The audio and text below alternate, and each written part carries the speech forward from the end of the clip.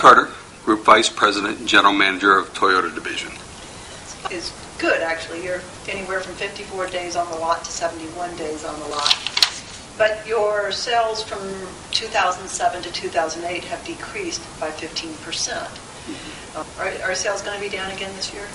Well, it's all dependent upon the general economy and where the industry comes in. Certainly, Toyota's not immune to the current economic cycles that we're entering. We started this year, as did the industry, in 2008, and had a very solid year going up until about the end of summer. The total car industry came down in the third and fourth quarters to levels that quite frankly, the industry hasn't experienced since 1982. So to your question moving forward, as we start off in 2009, we see the market going to be more of the same until we get into the spring market.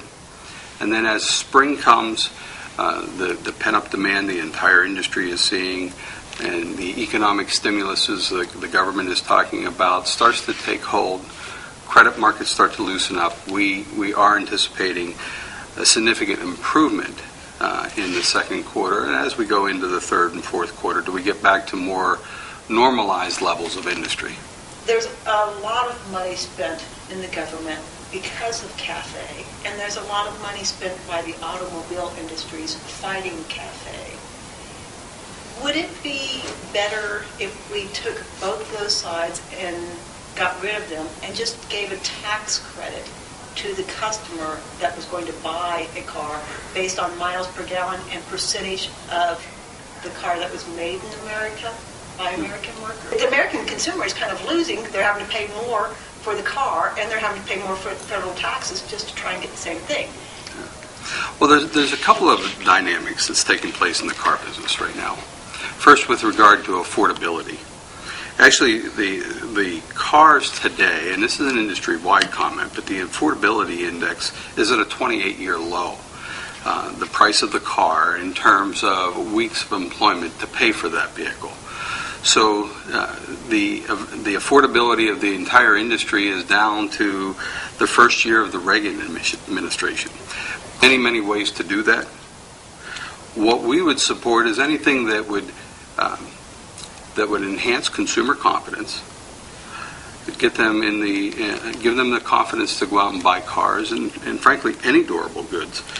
But it should be equal to all consumers and all providers across the given industries. Toyota actually would fare well because their domestic cars, the ones that are made in America, are one of the highest miles per gallon, and you have American workers, plus you use American parts. Yeah. So you actually would do well with this. Our domestic content of our parts of our vehicles that are built in the U.S. is very high.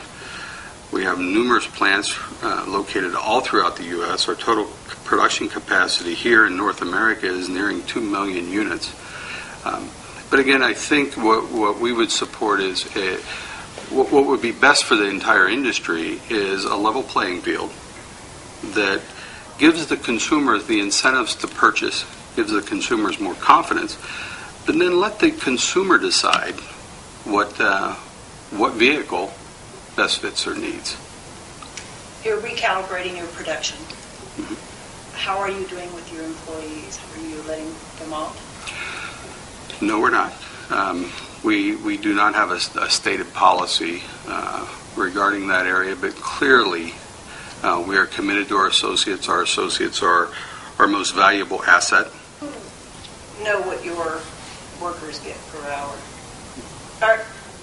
Are Detroit, is General Motors, are their employees getting more than yours? No, it's very similar across the country. There seems to be a lot of rhetoric on this, but if you take a look at the take-home pay and benefits of a Toyota plant associate versus other plants, it's very comparable, given the regions that they're working in. There's not the disparity among plants that sometimes is perceived or gets reported.